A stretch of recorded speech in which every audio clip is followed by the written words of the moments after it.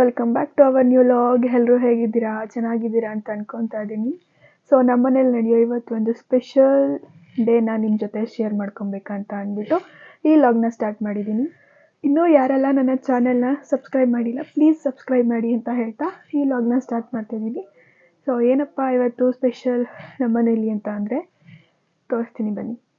ಇಡಾ so ಇವತ್ತು ನಮ್ಮನೇಲಿ ಪಡಿ ಪೂಜೆಗೆ ಅಂದ್ಬಿಟ್ಟು ಎಲ್ಲಾನು ರೆಡಿ ಮಾಡ್ತಾ ಇದ್ದಾರೆ, ಅಣ್ಣ ಮತ್ತು ಚಿಕ್ಕಪ್ಪ ಸೇರಿ.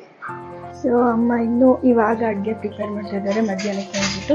ಮನೆಯವ್ರಿಗೆ ಮಾತ್ರ ಸಿಂಪಲ್ ಆಗಿ ಮಾಡ್ಕೊತಿದ್ದೀವಿ. ಅಣ್ಣ ಇಲ್ಲಿ ಒಬ್ಬಟ್ಟಿಗೆ ಪ್ರಿಪೇರ್ ಮಾಡ್ತಾ ಇದ್ದಾರೆ, ಅಜ್ಜಿ ಸಾಂಬಾರಿಗೆ ಪ್ರಿಪೇರ್ ಮಾಡ್ತಾ ಇದ್ದಾರೆ, ಇಲ್ಲಿ ಅಜ್ಜಿ ಕಾಳೆಲ್ಲ ರೆಡಿ ಮಾಡ್ತಾ ಇದ್ದಾರೆ.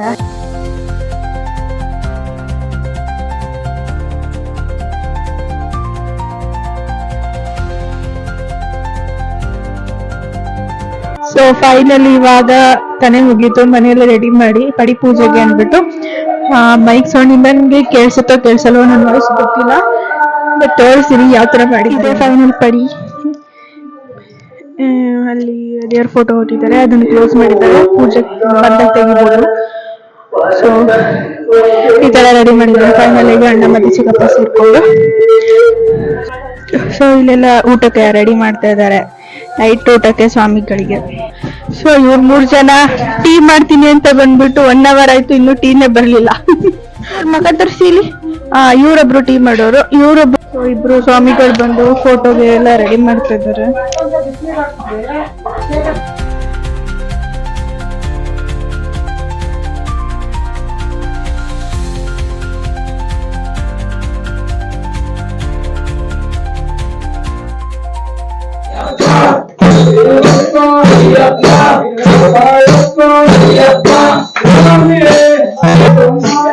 ಎಲ್ಲ ಇವಾಗ ಪಡಿ ಸ್ಟಾರ್ಟ್ ಮಾಡ್ತಾರೆ.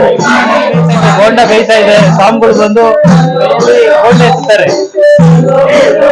ಈಗ ಇವ್ರ ಪ್ಲಾನ್ ಇರೋದು ಬಜ್ಜಿ ಎಪ್ಸೋಣ ಅಂತ, ಬಟ್ ಅವ್ರು ಎತ್ತಾರ ಇಲ್ವಾ ಅಂತ ನೋಡೋಣ ಗೈಸ್.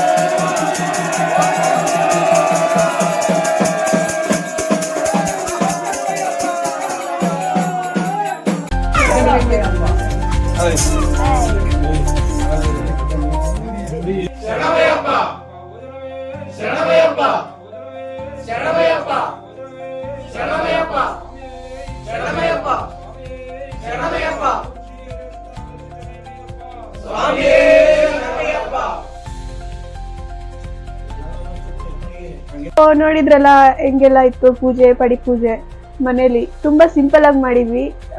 ಅಷ್ಟೊಂದೇನು ಗ್ರ್ಯಾಂಡ್ ಇರಲಿಲ್ಲ, ಆದ್ರೂ ಫ್ಯಾಮಿಲಿ ಎಲ್ಲ ಸೇರಿ ಮಾಡಿದ್ದು ಪೂಜೆ ಎಲ್ಲ. ಸೊ ಹಂಗಾಗಿ ಸ್ವಲ್ಪ ಖುಷಿ ಅಂತ ಅನ್ನಿಸ್ತು. ಅವ್ರದ್ದು ಪೂಜೆ ಮುಗಿಸಿ ಊಟ ಎಲ್ಲ ಮುಗಿಸಿ ಹೊರಟ್ರು ಅವರು ಸಂವಿಧಾನಕ್ಕೆ. ನಮ್ದು ಎಲ್ಲ ಮುಗೀತು. ಸೊ ಹಂಗಾಗಿ ಈ ಲಾಗ್ನ ಇಲ್ಲಿಗೆ ಎಂಡ್ ಮಾಡ್ತಾ ಇದ್ದೀನಿ.